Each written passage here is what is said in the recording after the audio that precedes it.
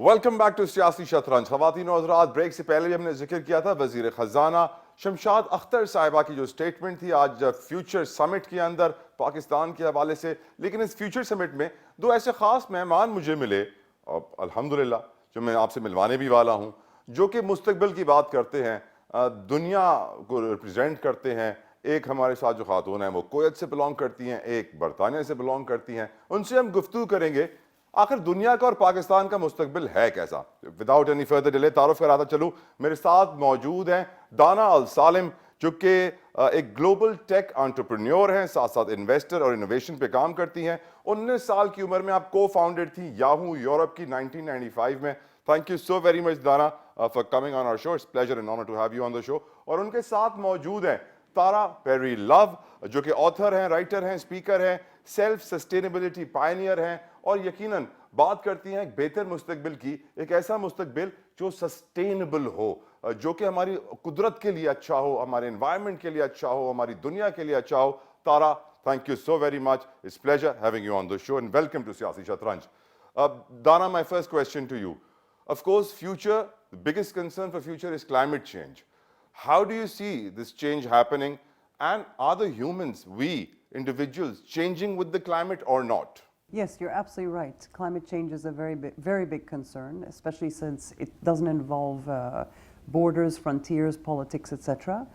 And what's quite worrying is if you look at our UN SDG goals, we're lagging behind, if not reversing some of them. I also think that climate change that's impacting developing nations is really impacting jobs, the economy, etc. We must change our habits, and unfortunately some of the reports released last week are actually showing that there will not be a slowing down of coal consumption or oil and gas for the next 20 years. So we need to find solutions. I know people are actively working on solutions in the innovation space, the tech space, but we also must change some of our policies to be able to speed up the process of reducing our carbon emissions, et cetera. And so I think climate change is a disaster on top of other things that are happening in the world. Dana, there's another important question I want to ask you just because you said something. What is your relation to Pakistan? So I have a deep affection for Pakistan. I was told your best friend is My from Pakistan. best friend is from Pakistan. I have been here before. I love being here because I'm always made to feel like part of the family. And now I advise several governments around the world, and so hopefully Pakistan will be a government that I can work with in the future. Let's bring Tara into discussion. Tara, the same question to you as well. How dangerous is climate change for us humans, and how do we have to change ourselves? Please shed some light. I think it's obviously challenging, and I think it's mostly challenging mentally for people, because I think people, what I'm seeing, and not what I think, what I'm seeing is that people are under more and more pressure, more and more stress, with more and more issues and more trauma and more loss and more fear and more worry and concern. And all of these things are building up and building up and building up and building up. So people are feeling overwhelmed. And I think that that might be the reason why these SDG goals are not being met, because it's like, how many places are we supposed to stretch ourselves and take care of that burning fire and this burning fire? And now the sky is falling down with climate change. And it's like, there's only so much people can take. And we know that when people are in stress and in trauma, they go into fight or flight or fawn or freeze.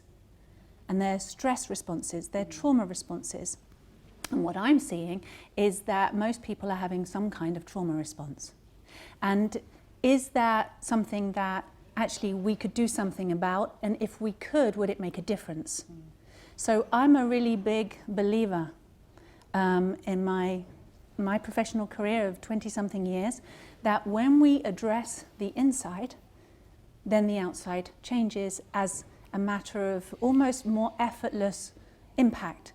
Because trying to create a change working from the outside in actually is much harder, because we're spread so thinly.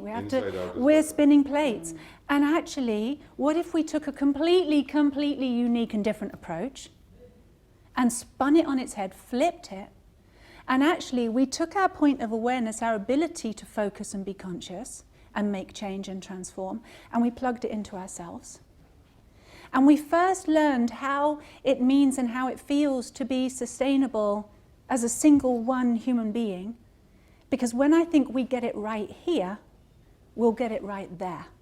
And I think it will naturally follow because it will be more instinctive, more intuitive, more obvious. We'll be more conscious because of it. And I really think that with all of the technologies that are fantastic, that we've got all of these solutions, well, in order for those things to work and do the job that we want them to do without having the painful kick in the, afterwards because we didn't do it right, is actually to bring in the other side and have that personal awareness, that personal healing of one's trauma and all the other blocks, and be self-sustainable and have self-sustainable development goals. Talha, if I was to ask you the same question, what is your relation to Pakistan? How do you find Pakistan? It's a brand new love, is what it is. It's a brand new. This is my second time. I'm very honoured to be invited for the second time by the Nutshell Group, by Asfar. I was here in 2019, again only for 3 days. And I have to be honest, Pakistan wasn't really on my radar. I have spent time in India, some very dear friends back in home, my neighbours, he's from Pakistan.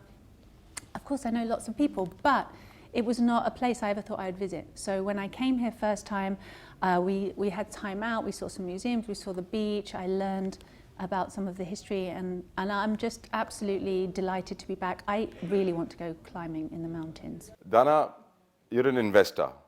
You belong to Kuwait, one of the richest countries in the world. You have created 4 IT tech companies, co-founder of Yahoo Europe.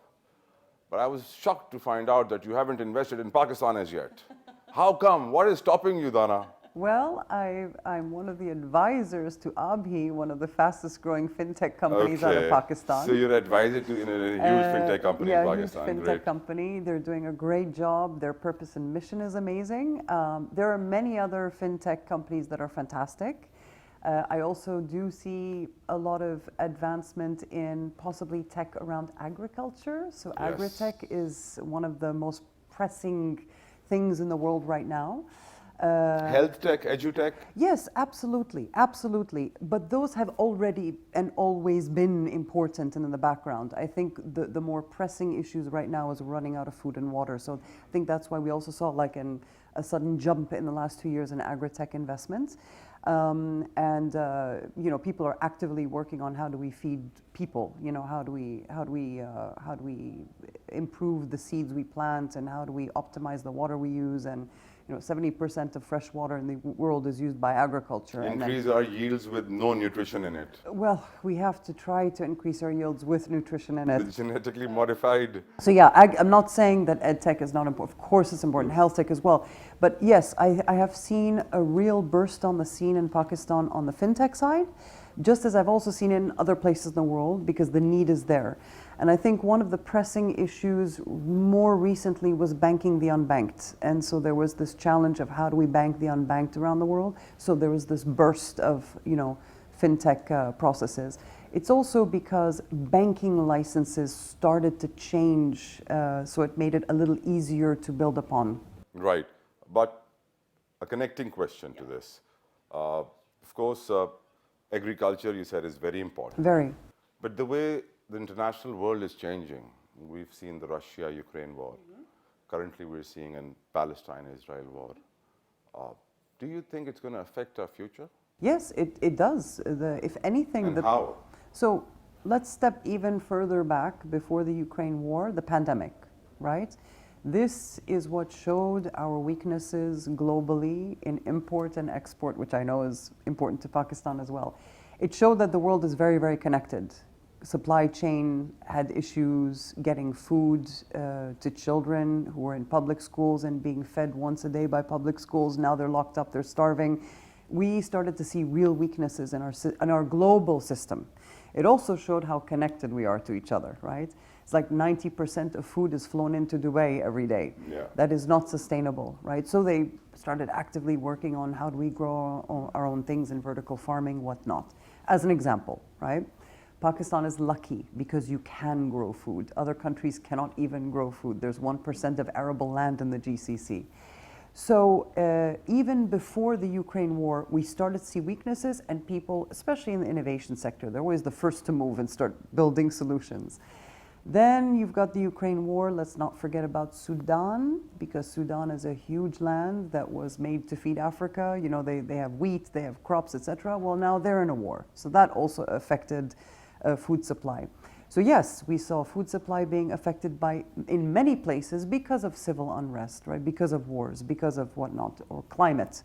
So it's a very big problem. It shows how codependent we are on each other, but it also opens up doors to new relationships that never existed before. So countries that may not have had bilateral relationships with other countries that need something, whether it's cobalt or lithium or food or water, suddenly are now talking to each other. So that's also interesting. And I'm sure, Tara, you've spent, this is your second conference, and you spent, I think, 2 days now here, and you've heard so many speakers. You must be knowing so much about Pakistan and the world we live in, right? The people who are living here. What amuses you the most? Amuses me. Yeah, you were surprised and shocked. I can't believe this. How are people surviving in this environment? I don't know if amused is the right way, but on the opening speeches yesterday morning, there was a gentleman who spoke before you, and I loved your speech as well, by the way. It was very informing. And the gentleman was speaking on green Pakistan, because you were talking about agriculture and agritech. And I was massively inspired and delighted by that. That's very exciting that you're putting that much land to use and turning the desert green. And it really, I'm very much attracted to that. And also, I really believe in building communities around smaller farms. So it's not just massive industrial things, although that's really great. But there's also a place, I think, for the smaller communities and their own farming, and people being able to have the more self-sustainable, smaller units, because there's more connection, more community sense, and I think people can get more invested in that on a personal level. You know, and have a personal relationship with the land, with their food, with their water. And I think that's largely been missing, because people are used to turning on the tap and you get the water, go to the supermarket, get the food. And actually, maybe we need to get more closely connected and make more of a personal relationship with the earth that we live on, so that we care about it more. And we see the impact of our waste more immediately rather than it being flushed away. You know, this kind of thing. I think it's really important to build back that personal connection and the smaller communities, as well as, you know, in harmony with the bigger scale. And Tara, how do you see these international wars happening in the world? How do you see the future being affected by them? I think it's just utterly devastating. As I was speaking about earlier, the war starts within.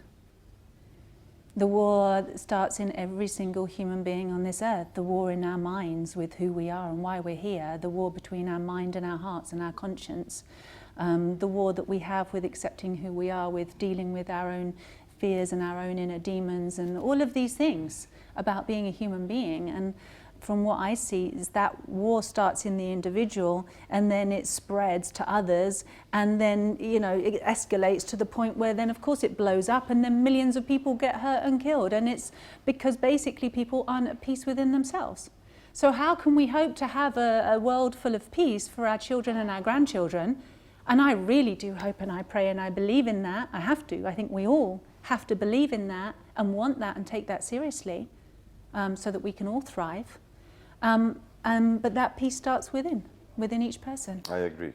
Dana, if in the last but not the least, your experience with Pakistan, if I was to tell you to give us one sentence on Pakistan, what would it be? Well, yesterday I gave an opening speech where it wasn't one sentence. It was 11 pages. Bring it down to one sentence. So I'll bring it down to what I said was, you need to have 3 elements, in my opinion.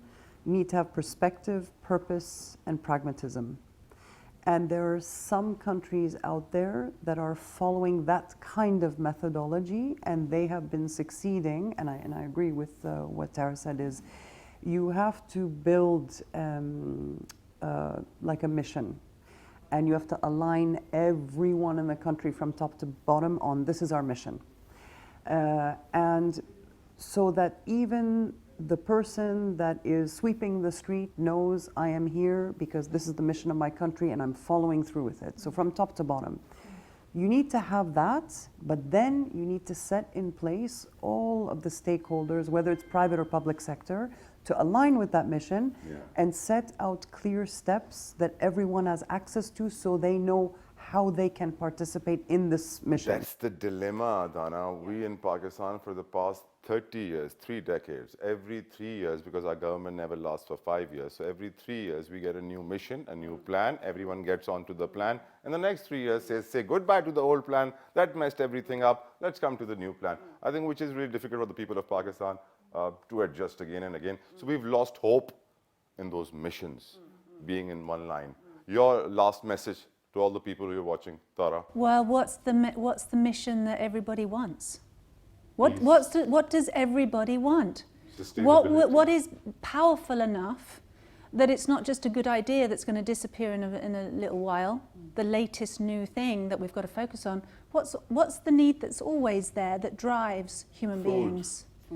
Food is important. Water. But when your country's being blown up, Survival. right? What about there would be more food and more productivity and more purpose and more everything, better perspectives, when there's first you have the fourth P, which comes first, which is peace. Peace. And if everyone gets around and rallies on peace and takes responsibility, I think this is the transformational point, the tipping point, where they have it here first and they actively take care of that. And I tell you, our religion, Tara, is completely about peace. Even when we say Assalamu alaikum, we're sending peace. Peace be upon you. Thank you so very much, Tara, for being on our show. Pleasure. Dana, it was pleasure having you. हमारे show का वक्त तमाम होता है उम्मीद करते हैं आपको पसंद आया होगा हमारा शो अपना फीडबैक सोशल मीडिया पर जरूर दीजिएगा until next time अल्लाह हाफिज़